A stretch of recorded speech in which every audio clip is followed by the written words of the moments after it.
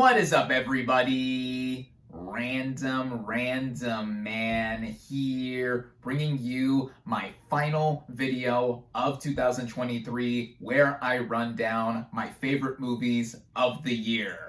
This year specifically marks the 10th year in a row since 2014 that I've made it a tradition to talk about in my final video of any given year my favorite films of that given year. Now, full disclosure, one, like any other favorites or best list, this is all subjective. These are my personal preferences. What are my favorite films of the year? They may not line up with yours, but that's the beauty of us sharing our own opinion. And two, I did not get to see every movie that I wanted to see and put out a review for it. This year specifically, I have seen and reviewed 53 2023 film releases. All but a couple of them are theater releases. So patting myself on the back that for basically every week throughout this year, I have gone to the movies and seen and reviewed something new. There are a few titles that I do want to catch up on, especially with award season now in full swing, that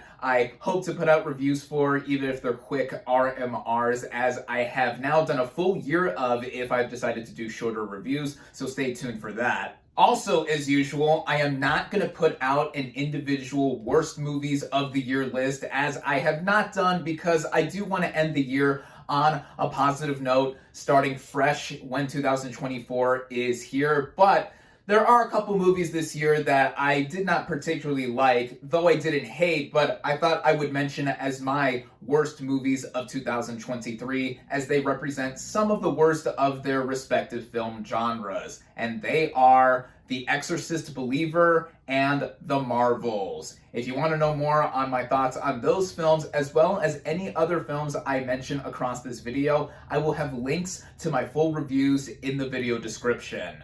One last thing before I get on with the main list. There are more than just 10 movies this year that I really enjoyed and just missed out on my top 10 favorites list. So I'm going to be shouting out 10 honorable mentions for films that I liked a lot. And if you want to pull them all together, consider these my top 20 favorite movies of 2023. And they are Barbie, Asteroid City, The Color Purple, Godzilla -1, You Hurt My Feelings, John Wick Chapter 4, Guardians of the Galaxy Volume 3, Spider-Man Across the Spider-Verse, Taylor Swift The Eras Tour, and The Creator.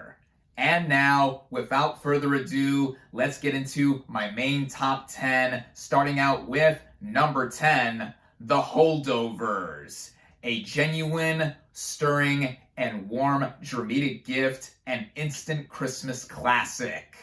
Number 9, Bottoms, a super silly satire that is both timeless and hilarious throughout.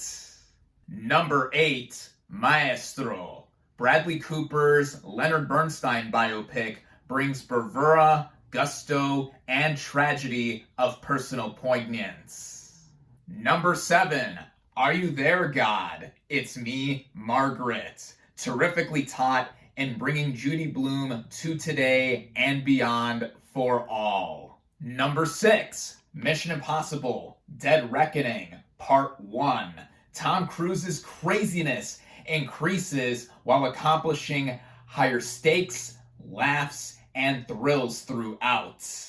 Getting into the top 5, number 5, Killers of the Flower Moon, Martin Scorsese's supremely sweeping epic that's equal parts patient, tragic, and essential. Number 4, Radical, Eugenio Derbez's dramatic abilities add audaciousness and urgency to educate youth worldwide. Getting into the top 3, number 3, the bronze medal / most recent addition to my favorites list, Poor Things, Emma Stone's best and Yorgos Lanthimos' lively, expressionistic, coital, hysterical, and optical odyssey. Number 2, the runner-up / silver medal here, Anatomy of a Fall. Sandra Eula and Justine Triet's tremendous courtroom drama that is always gripping and human. Finally, number one, the top spot, the gold medal, if you would. If you know me personally, this is not going to come as any surprise as to what I'm going to name as my fave of the year. It has remained at the top of my list, and it's the only film this year I have given a perfect score to since I first saw it in theaters, and has remained that way for the second and third viewings, all in different formats. Without further ado, my favorite movie of 2023 is Oppenheimer. What can I say about this film that I haven't said extensively in my review with Barbie, my Barbenheimer review? How fitting that I bookend my honorable mentions leading up to my number one with the Barbenheimer phenomenon of this year, as this was my most anticipated film of 2023, and in a now unprecedented feat, it has now become my favorite movie of the year. Never has this happened once in the time I have been reviewing movies here on my channel. And this is just simply a 3-hour epic, tragic biopic and Christopher Nolan's magnum opus. Oppenheimer, my favorite movie of 2023. Poof.